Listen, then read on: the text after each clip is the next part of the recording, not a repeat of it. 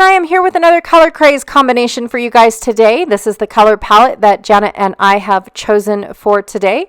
We are also playing along with Christy's Beautiful Life 30 Days of Sketches, and this is the sketch that we will be working with today, and it was created by Jackie Criddle. Oh my gosh, Jackie, I'm so sorry. Casciani? I apologize for that last name. I really do. So it says here I'm going to be doing a double 8.5 by 11 page, but because I like the design so much, I'm going to be flipping this into a 12 by 12 layout. I just really did enjoy how it turned out for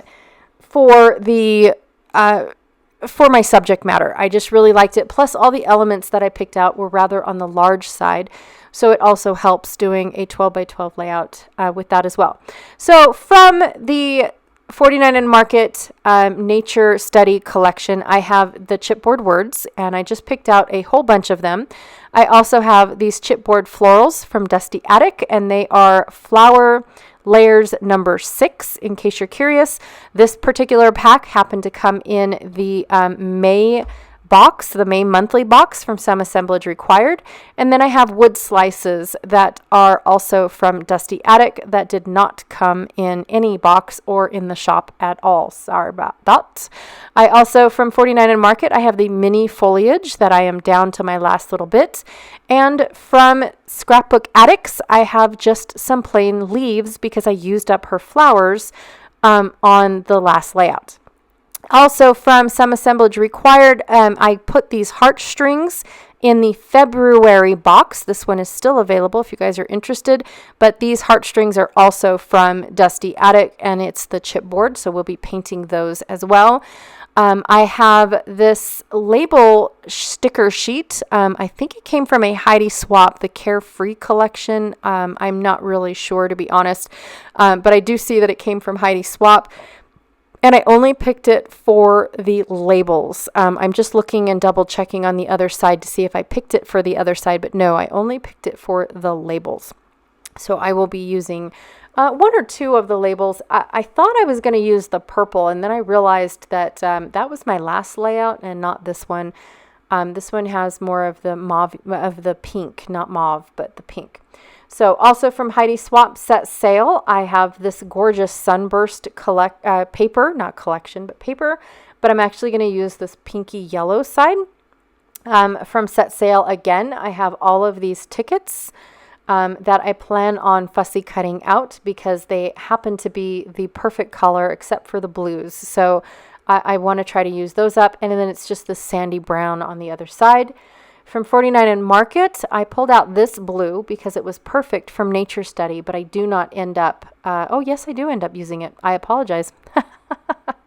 This is the Woodland paper, but I thought I was going to use the blue, and I end up using the other side. So sorry for the spoiler alert.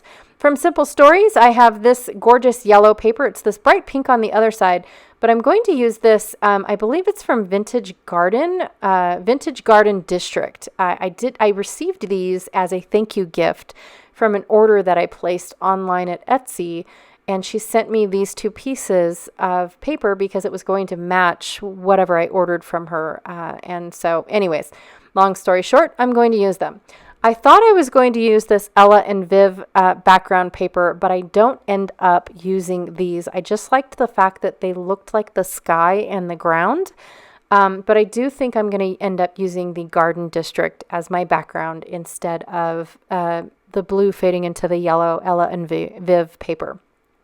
So it does take me quite a bit to pick and choose my papers, like what is going to be the 2 stripes going across my page, what's going to be my background. I really have blue, yellow, and pink to choose from. I did not bring in a whole lot of green because I'm doing that in my clusters. So I really wanted to be a little on the picky side of what this layout was going to look like. I know I'm going to take the pink and map my photos in that, so that way I bring in a little bit of it, but I don't bring in a lot of it. But this is where I decide that the blue is just too much, so I'm going to bring in the blue from this background. So the blue is in the mushrooms as well as in the butterflies and polka dots, distress pieces. So I really do like how I bring in the blue, but I just don't bring in a whole lot of blue because it's in my photos. And I do decide that I'm going to be bringing in the yellow as my background, and I had enough of that pink paper to go ahead and use that as part of my stripes going across as well.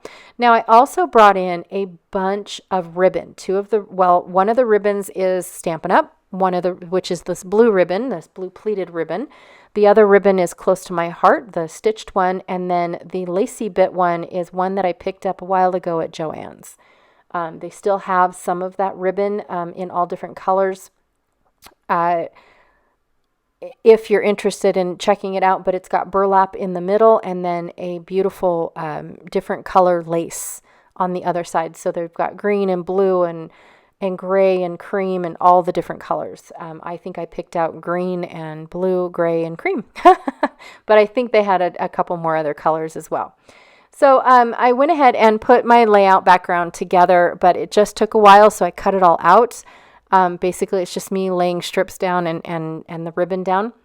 I also am going to go ahead and paint my flowers in using Minte chalk paste, or chalk paint, sorry. And the thing about this paint is you do have to stir it and mix it and because it separates. It's like peanut butter. The peanut butter and the oil separate, and so you definitely have to mix it up before you start using it. So I just needed to do that, and I've got this the spatula for doing that specific thing. And then I'm just using a sponge and sponging them off. And before the paint dries in the sponge, I actually take it over to my sink and rinse them out. So that way they stay soft. If not, then if you let the paint dry, then it pretty much stays dry and you have to throw them away. So I like to get all my uses out of my sponge daubers. So I'm going to go ahead and just clean them off as soon as I am done painting with them, and then calling them good. So once I put the white coating on, I'm going to paint them with the pink coating. And I took out all the parts where I had to do all the mixing, just because of the fact that it's very boring. But one of the things I like about this paint is it goes on very vibrant, but then dries a nice, soft, muted color. And that is exactly what I needed for this particular palette. And as the camera... in the camera, you can see the upper flowers that I've already done that are no longer wet. You can watch them dry and how pastel-y they get. But if I would have left them on just the chipboard without waiting for them to dry, without painting them white, they definitely would have been a darker pink than what I was looking for. So I do love how these all turned out and whatnot. So I like them. I really do. So I'm going to take some vintage photo and go ahead and ink them up just a little bit, let them get a little bit more vintagey. I'm going to ink the centers as well as the edges of my flowers. And I'm going to be adding my tree rings as the centers of my flowers. I didn't have the variety of tree ring that I was hoping for. They didn't match exactly. But it's okay. I still end up making them all work. I just put the larger tree rings in the larger flowers. I thought that they were 1 for 1. Like I thought I had the same size flowers, but come to find out all my flowers were different sizes. I don't have 2 of the same flowers at all. And if I would have read the label that says that they're layering flowers, I would have known they weren't the same. That's my bad. So I'm just using my blending brush and trying to get the centers of my flowers. Now I want that little halo to be behind my tree rings from the flowers to make it look, like, I don't know, give it a little bit of dimension and whatnot. So I'm just rubbing it very, very gently and around. And sometimes I go back and realize that I didn't rub enough because I want it to peek out behind my tree ring, like the one that I just finished. Didn't quite get where I wanted it to. And then, of course, I'm inking the what's supposed to be the bark portion of my tree ring, so that way it's a little bit darker than the center of the chipboard. But other than that, I do leave them natural the way that they are, because I like the way that they look. So I also colored and inked my little hanging hearts. So I'm going to go ahead and put a little bit of ink on those.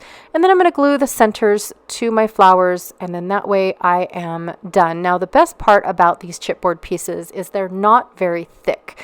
So when you layer them up like this, it's basically just adding a piece of acrylic to your layout. So it's not going to add a lot of dimension to your layout, but it'll add a little bit of dimension to your layout. I love layering my chipboard pieces, you guys. All right. Oh, I haven't put my layout together yet. What a hot mess.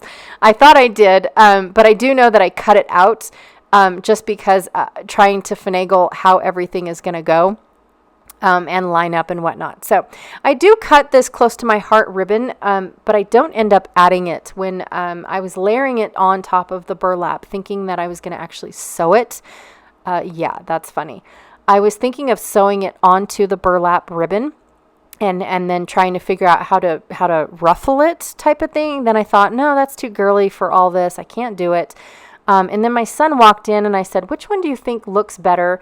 And he said, well, you've got a lot of yellow already on the layout. And so he would not put more yellow. He likes the brown. Okay, then the brown is staying. I'm using my ruler to just make sure that my ribbon is going across my page straight and not going to add a little wonky tilt per se to my layout. But I do love the addition of the fibers and the fabric and the ribbon. And I just used 24 inches of ribbon. Yay! That much less in, I have that much less in my stash.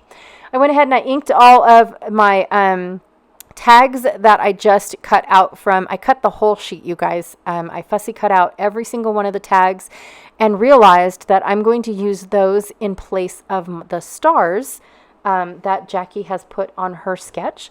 And I'm going to use them as tucking and layering pieces for when I add my flowers, because I didn't have as many flowers as I would have liked, I guess, because I definitely would have, made all my flowers go up and down my layout. But yeah, I did not. So I'm going to go ahead and, based off of Jackie's sketch, I do have my stars. For the left side, I've got them above my photos, but I'm going to have some of them trailing down, which I'm not using stars, I'm using tags, but I'm going to have them trail down the right side of my left page instead of just keeping them clustered up on the top. And then I'm also going to do a small little cluster like she has over on the bottom left of my left layout. And then for my right page, I'm just going to make one giant cluster going up and down my page, and then try to figure out what I'm going to do with the title. I really haven't figured it out. She's got it over on the left page on the far right, but I've got a tree that or a photo that goes horizontal, and so I think that leaves me a really good shelf for the perfect title spot. So we will see. Now, because the ribbon did add a little bit of dimension, I will have to be putting this layout together with a lot of my packaging that I've been using, my chipboard packaging, for dimension and help keep the layout a little bit on the flat side. But right now I'm going to lay everything out, and then I will probably be tucking my leaves in later after I have everything glued on. I just want to lay it all out and see where everything sits. And so far I am absolutely loving it. Now, this is a story for another time. I am going to be doing another layout similar to, but a little bit more close-up of what this actually is. But this is another story or another photo of the tree, the shoe tree that is on Highway 50 in Nevada. And, well, Highway 50 only goes across Nevada, so I don't know why I had to say that. But just for those that don't know about Highway 50, if you take Highway 50 going towards Austin, or Midvale, actually, you will come across this shoe tree. And to be honest, there are a couple stories behind this shoe tree. I love looking them up. I love reading them and figuring out what is all about the shoe tree. I really do. But my favorite part is walking around and checking out all the shoes. And so I do have quite a few photos of the close-ups of the types of shoes. My kids think it's awesome that even somebody hung up their boots. Somebody took a string, and you know how you have the little loops on either side of the boots to help you pull the boot on. Somebody took a string into two of the loops for one of each of the loops of the boots, just to throw some boots up there. You've got work boots up there, you've got sneakers up there, you've got flip-flops up there. I mean, all different kinds. One of my sons even noticed that there was a brand new pair of shoes up there, like they don't even look like they've ever been worn. So that it was pretty cool. It was definitely something different that my kids really enjoyed seeing. And when my husband goes to work, and travels this road quite a bit to get to the backside of one of the mines, he sees this, and he always thought, well, how am I going to get the kids, or when do we ever come out this direction? And this was actually 2 years ago on my birthday. I wanted to go to the little town of Austin, Nevada. Yes, I did, because I wanted to go see Stokes Castle. And it was on my bucket list. I want to go see the castle. And so we took the back way home through Eureka to get to Eureka. And so we came across the shoe tree, and he's like, "Oh, I got to show you guys this." And he's been dying to show it to us ever since he saw it for the first time. And of course, he looked it up and told us the story while we were driving to it and whatnot. And the kids just absolutely loved it. We spent hours here, about 2 or 3 hours, just looking at all the shoes in this cluster of trees. So it's not just one tree. It's all the trees in this entire cluster are full of shoes, and it is just so cool. And then there's actually one of the branches where the shoes make a vine going down, and they hang down. I don't know if one of the locals started that that vine, or if the tree started breaking. I don't really know the story of that particular one, but it is just so cool. And I've got lots and lots of photos of this. And because of the ambience of what it is, I mean, it's a bunch of trees, and you can barely see the shoes in the tree. I love doing the bright, fun colors for this particular type of photos, because if I kept doing nature photos for every single one of these, I feel like the trees and the shoes and the story would get lost. So I love using bright, fun colors for particular photos like this. So yes, it's one of my favorites. So anyways, I'm just going to go ahead and take all of my leaves and things, not all of them, but most of them, and use them as the fillers to tuck and weave within. I'm going to try and figure out how to add a leaf to my Curious title, which I think is kind of cool, because it's my title is Curious Findings, which was super cool because my husband was curious about it, and he's driven past it quite a few times, and then stopped one time and really thought about us and how he was going to bring us to the shoe tree. It was really cool. I actually looked up the shoe tree and found out that there are 45 shoe trees within the United States, with the intercontinental, I think is what it's called, United States or intercontinent,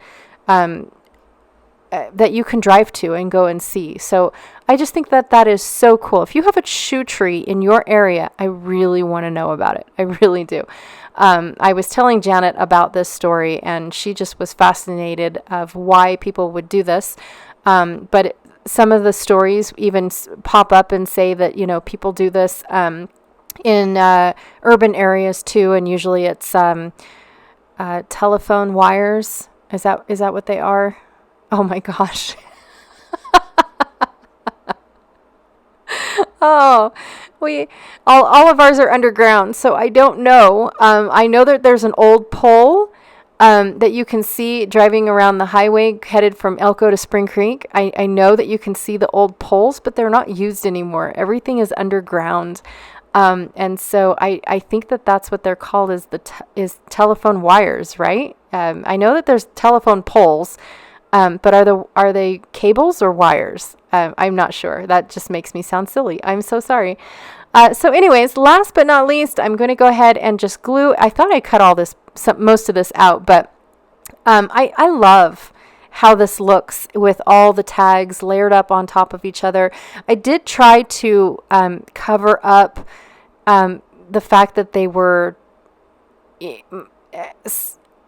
water tags, sailing tags, and whatnot, but I kept the words adventure, destination. I kept all the numbers because I love the numbers, because I couldn't even start counting how many shoes are on these trees.